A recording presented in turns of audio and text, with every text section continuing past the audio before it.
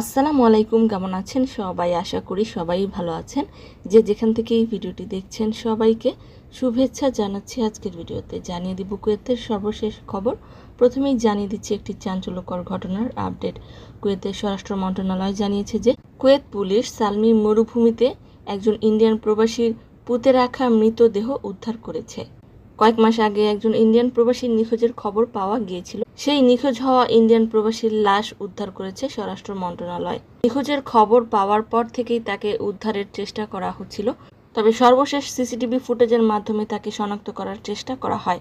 নিখোঁজ হওয়া ব্যক্তি মূলত একজনের সঙ্গে গাড়িতে করে রক্ষণাবেক্ষণ বা মেরামত করার কাজ করার জন্য যাচ্ছিলেন, তবে সেই একই গাড়ি পুনরায় ফিরে আসে ওই ব্যক্তিকে নিয়ে আসেনি। এই সিসিটিভি ফুটেজ চেক করে তদন্তের ভিত্তিতে একজনকে জিজ্ঞাসাবাদ করা হয়। জিজ্ঞাসাবাদে ওই ব্যক্তি স্বীকার করে যে নিখোঁজ হওয়া ব্যক্তি মূলত ক্রেনের আঘাত পেয়ে মৃত্যুবরণ করে। আটককৃত ব্যক্তির বাবা তাকে মরুভূমিতে মাটি চাপা দেয়।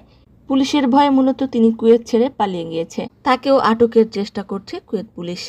মৃত্যুবরণকারী ব্যক্তির সাথে তার পরিবার এবং বন্ধুদের যোগাযোগ বিচ্ছিন্ন হবার ঘটনার পর তার নিখোঁজের রিপোর্ট করার পরই কুয়েত পুলিশ তাকে উদ্ধারের জন্য চেষ্টা করছিল। এ ব্যাপারে এখনও তদন্ত চলমান রয়েছে। জানিয়ে দিচ্ছি একটি নতুন নিয়মের আপডেট। কুয়েতের স্বরাষ্ট্র মন্ত্রণালয় থেকে সারা দেশের সম্পত্তি মালিকদের উপর একটি নতুন নিয়ম চালু করেছে।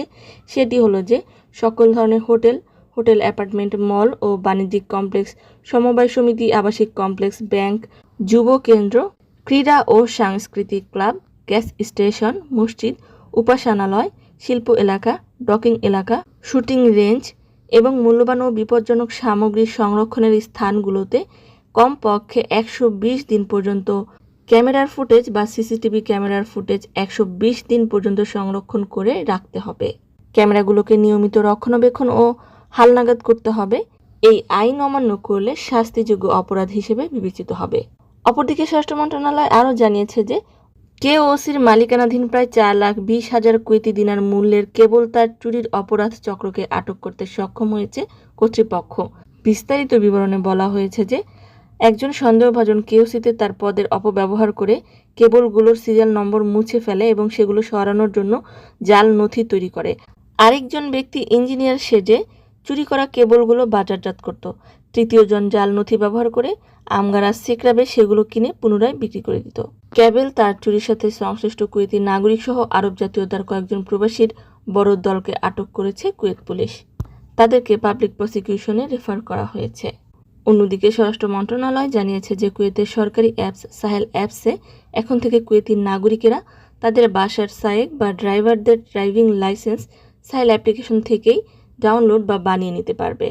অন্যদিকে কুয়েতস্থ বাংলাদেশ দূতাবাস হতে প্রকাশ করা হয়েছে যে দূতাবাসে বেশ কিছু পাসপোর্ট বিতরণের জন্য তৈরি হয়ে রয়েছে। যারা বানাতে দিয়েছিলেন যোগাযোগ করতে পারেন। পাসপোর্ট ডেলিভারির সময় হলো সকাল 9টা থেকে বিকেল 3টা পর্যন্ত। সম্মানিত ভিউয়ার্স, আজকের মতো এই ছিল আপডেট। পুরো ভিডিওটি দেখার জন্য ধন্যবাদ। এ ধরনের ভিডিও পেতে চাইলে ইউটিউব চ্যানেলটিকে সাবস্ক্রাইব করে দিবেন, ফেসবুক পেজটিকে লাইক এবং ফলো করে দিবেন। যারা পূর্বে করেছেন সবাইকে ধন্যবাদ। আজকের মতো বিদায়। আল্লাহ হাফেজ।